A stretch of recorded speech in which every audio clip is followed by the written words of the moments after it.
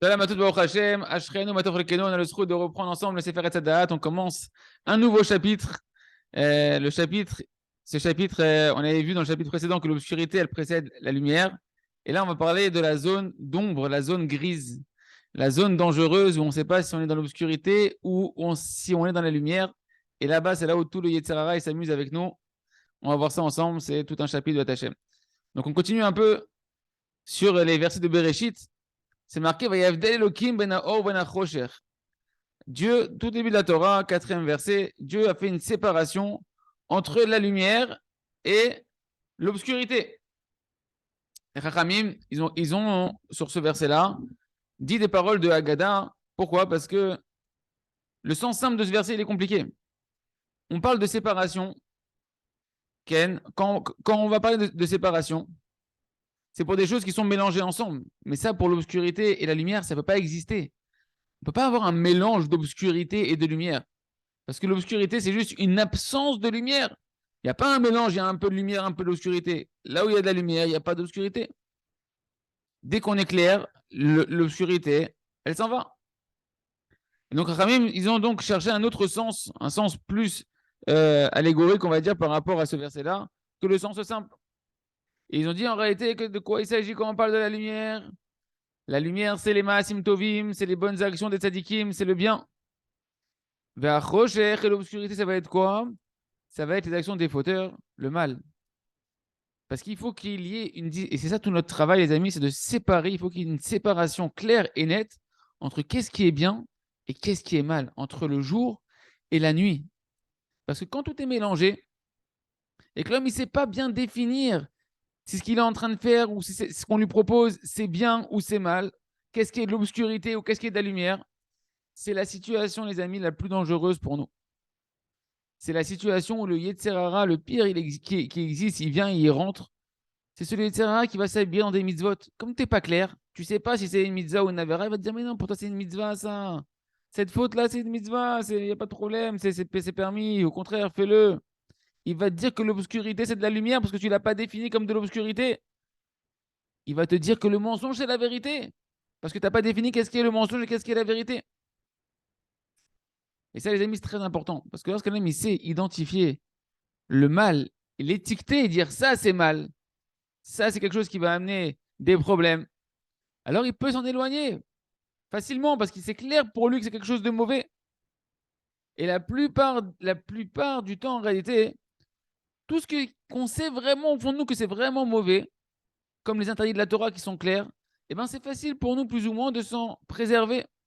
Ou au moins, si on n'arrive pas à s'en préserver complètement, on ne peut pas se faire arnaquer. On ne peut pas nous duper là-dessus. On ne peut pas dire que c'est une mitzvah. Tu as clarifié, tu sais que c'est du mal, c'est quelque chose qui est clair, qui est mal. Par exemple, quelqu'un qui préserve le Shabbat, qui fait Shabbat, qui préserve la Gdusha du Shabbat. Pour lui, c'est clair que dans la définition de Shabbat, on sait tous au début, quand on commence à faire Shabbat, que tout ce qui est électrique, on ne touche pas, tout ce qui va être électricité, on ne va pas toucher, etc. Et donc, il ne va pas le toucher, parce que pour lui, c'est clair.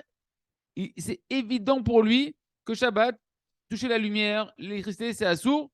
Donc, le Yetzer Hara, il ne va pas essayer de lui dire, ouais, non, c'est bon, c'est permis, tu peux y aller, etc. Et même si une personne, Chas Shalom, parce qu'elle n'a pas encore suffisamment de force, dévoiler la force qu'elle a en elle, elle a trébuché, elle a, Chas Shalom, allumé quelque chose qui est interdit Shabbat, il ne se ment pas à lui-même de croire que c'est quelque chose de bien, parce qu'il a déjà clarifié que c'est assaut.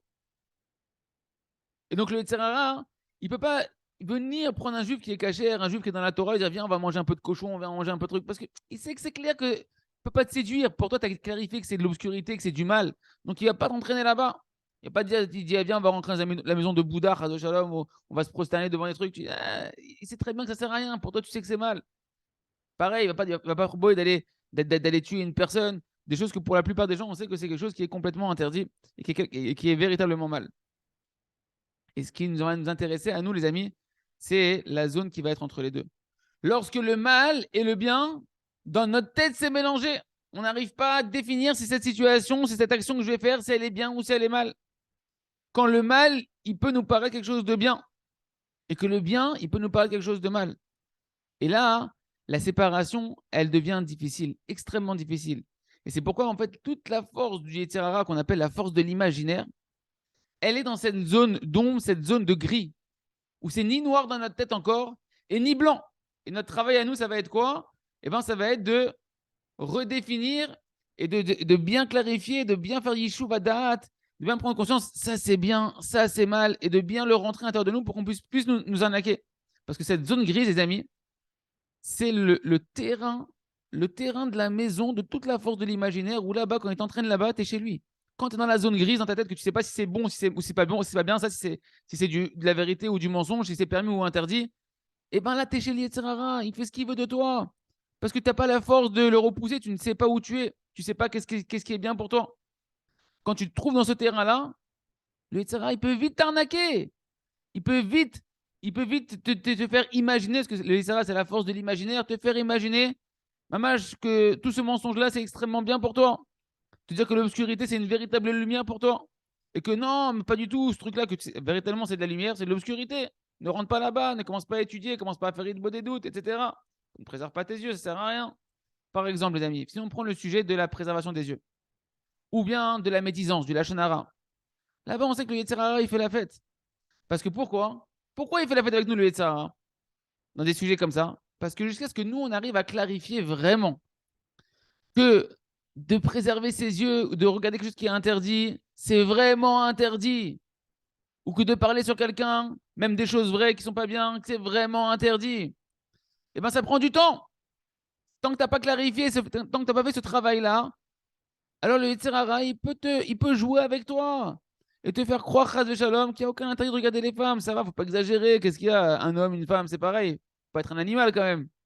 Et la Shonara, mais tu au contraire, sur lui, c'est une mitzvah de parler. Il faut que tout le monde soit au courant que ce Rav, c'est un rachat, Chas Shalom, etc. Ou que lui, il a fait telle arnaque, etc. Et pareil pour la préservation des yeux. Il va te dire, mais regarde, pas du tout. Tout le monde regarde ce qu'il a envie de regarder. D'où tu vas me sortir maintenant que c'est interdit? Même les religieux, tu vois bien qu'ils ne préservent pas leurs yeux, ils sont pas tous les yeux fermés, ils ont la kippa sur la tête, ils disent aussi du lachonara, ça va, faut pas exagérer. Et comme ça, hein, si c'est comme ça, l'homme au fond de lui-même, comme il n'a pas clarifié les choses, il pense que c'est moutard. Il pense que c'est moutard, il pense que c'est permis. Il s'est permis. Peut-être qu'en réalité, il y a un peu d'interdit là-dedans, etc. Pour celui qui veut être marmire, pour celui qui veut prendre des mesures de piété supplémentaires sur lui-même. Mais moi, je ne suis pas un marmire. Vous n'avez jamais entendu ces phrases-là? Moi, je ne suis pas un marmire. Moi, je suis un juif simple. Je ne suis pas quelqu'un qui en fait trop. Donc, tu crois que c'est pas interdit? Mais t'es malade ou quoi? C'est les fautes les plus graves de la Torah. Simplement, en réalité, la force de l'imaginaire, elle te fait penser que non, c'est pas interdit, c'est juste une mesure de rigueur, d'être rigoureux un peu plus, de fermer ses yeux, de ne pas regarder, de ne pas dire du lachonara. C'est pour celui qui veut en faire en plus. Moi, je suis pas un fanatique, moi. Moi, je suis un juif normal, je suis un juif simple, un juif tranquille. Le tsar va dire, mais non, mais c'est un décret que la communauté ne peut pas prendre sur elle, c'est trop élevé, c'est pas pour nous, etc., etc. Et tout ça, ça va être des mensonges en réalité, que l'imaginaire, qui est la force du Yetzirara, va te trouver pour t'éloigner de la vérité. Tout ça pourquoi? Parce qu'on n'a pas clarifié au fond de nous. Qu'est-ce qui est la vérité absolue? On est encore dans la zone de gris. On est dans l'embrouille de la tête, ou dans la tête, les choses sont encore embrouillées. Tes pensées sur ces sujets-là, tu les as pas clarifiées, c'est encore le tohu vavohu, comme c'est marqué dans Bereshit, avant que la lumière soit séparée de l'obscurité. Et ben c'était le tohu vavohu, tout était mélangé, c'est le grand mélange et le grand balagan. Parce que si jamais un homme, les amis, c'était clair pour lui combien c'est extrêmement grave de regarder des femmes, hormis sa femme, sa mère, sa fille, alors sa grand-mère, alors il ferait extrêmement attention. Comme il ferait attention de ne pas manger du cochon, de ne pas se prosterner devant une idole. Parce qu'en réalité, de voir des choses interdites, c'est un interdit total. C'est marqué, on dit tous les jours, plusieurs fois par jour dans le schéma Israël, J'irai pas après vos yeux, après vos cœurs, que vous vous prostituez après eux. Et le Rambam, dans une Chotchouva, à la Khadalet, il tranche. Il dit que c'est une des 24 choses qui empêchent l'homme de faire Chouva. Il dit quoi, le Rambam?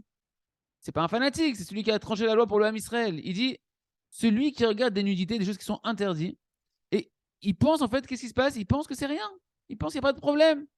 Il dit ça va, j'ai pas eu de relation interdite, je ne me suis pas rapproché, je ne l'ai pas touché. Et il ne sait pas en réalité qu'il nous dit le Rambam, c'est les mots du Rambam, que rien que de voir avec ses yeux, c'est une très grande faute, qui entraîne en fait toutes les fautes concrètes de la débauche.